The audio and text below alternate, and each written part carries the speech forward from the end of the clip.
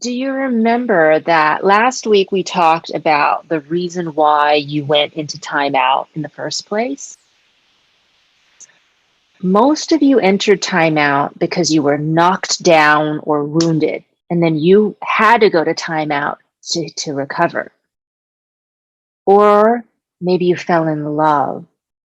And that's another type of softening where you take off the armor and you lay down your sword to become soft so that you can nurture another being. Anytime you're soft, you're vulnerable to your feelings. That's part of the beauty of being wounded. But it's also part of the price of being wounded. It's that you feel pain.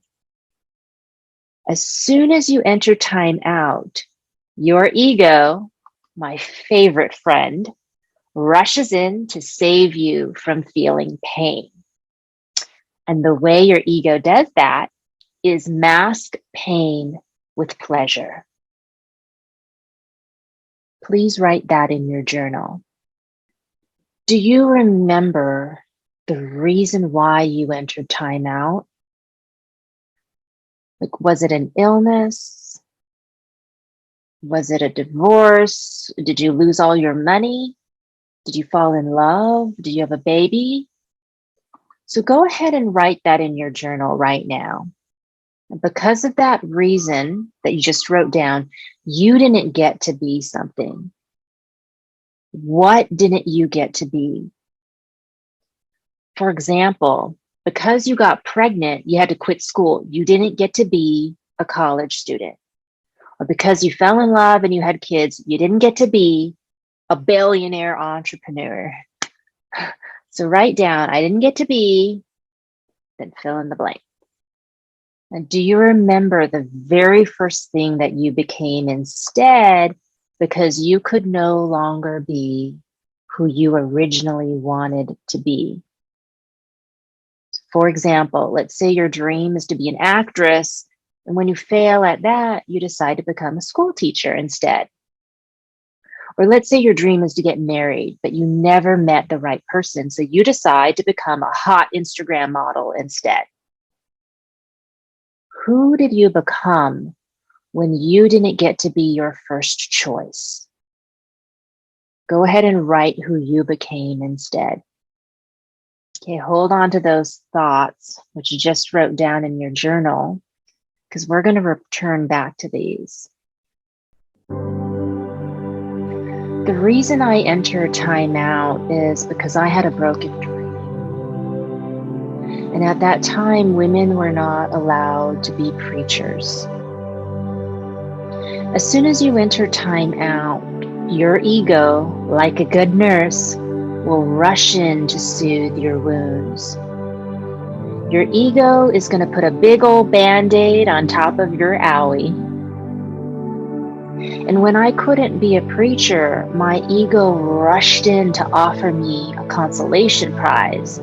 She was like, hey, don't cry. Okay, here, you can be this instead. Okay? And my ego placed this alternative identity over my broken dream to make me forget what was giving me pain and to focus on what's going to give me pleasure. And it really worked. I must say, the ego has a ton of fantastic ideas. I mean, I felt so much better as soon as I traded in my Bible for a bikini. Instead of old men on the pulpit condemning me for wanting to be a preacher, I had young men on the surf breaks pampering me into a princess. I gave my ego a high five for putting me in time out. Why did I not think of this sooner? That's what you're going to think when you take that first shot of tequila, that first hit of weed, you go on that first rebound date after a breakup, you stretch out on the couch for 6 months. It's going to feel so good to be in timeout. You are going to forget why you even tried to make it out there in the wilderness. Heck, you could have been in Camp Eden this whole time. I got my first Band-Aid in timeout. I love me my Band-Aid. And what started out as a Band-Aid became my identity.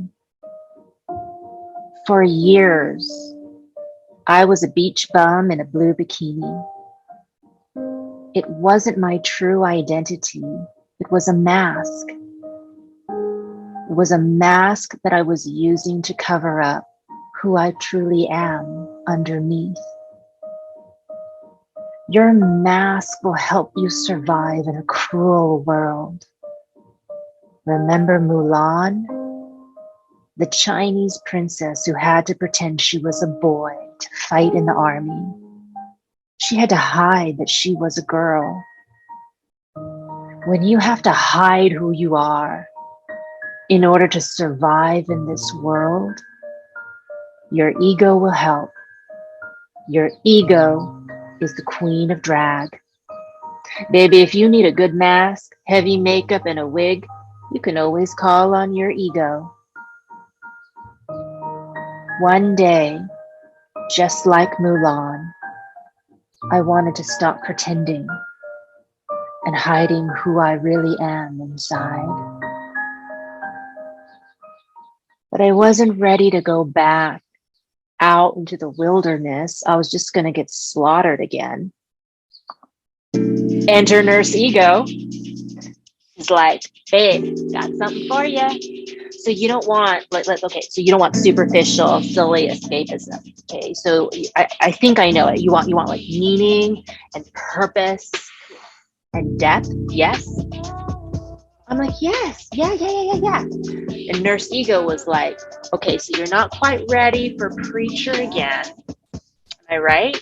Oh, I'm like, no, preacher. I mean, look at my soul. That girl's wings are dead, broken. She's never going to fly again. Let's go for something. Still can get airborne, but I don't like have to fly solo. Like maybe a soul tribe. And Nurse Ego's like, got it. Like where you have a lot of support, not like when you were in church fighting the patriarchy all by yourself as a lone revolutionary, but where you have like an entire community fighting the good fight with you.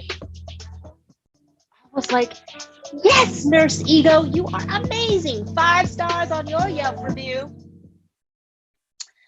So then I was adopted by a family of native Hawaiians. And for 8 years, I was a taro farmer. And it was the most beautiful Band-Aid I'd ever had in my life.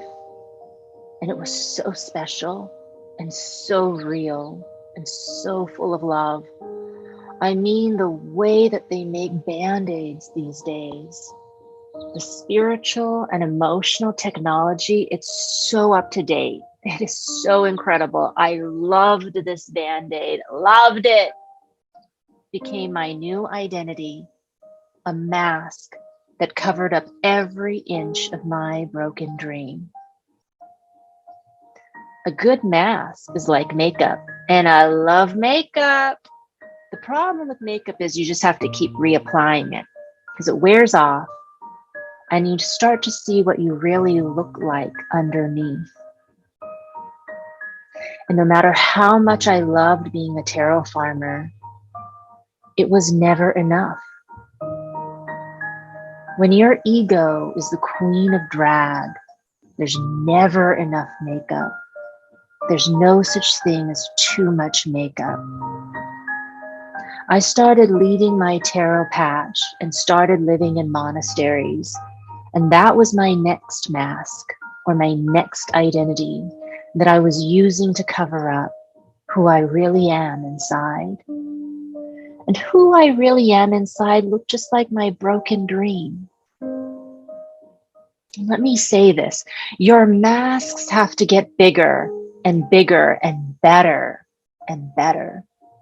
1, because you age out of them. And 2, because your wound over time will also get bigger and bigger the longer that you ignore it and don't heal it. The Band-Aid doesn't heal your wound. It covers it up. So I got another identity that was bigger and better. I became an executive coach. There, band-aid of all band-aids, the mask to outdo all other masks. This one was it, my final mask. And this mask made me feel like it was okay. I never got to fulfill my dream of being a preacher because you know what? I'm doing this instead. Pleasure, even spiritual pleasure, makes you forget. I forgot about my broken dream because I had replaced it with 5 other things.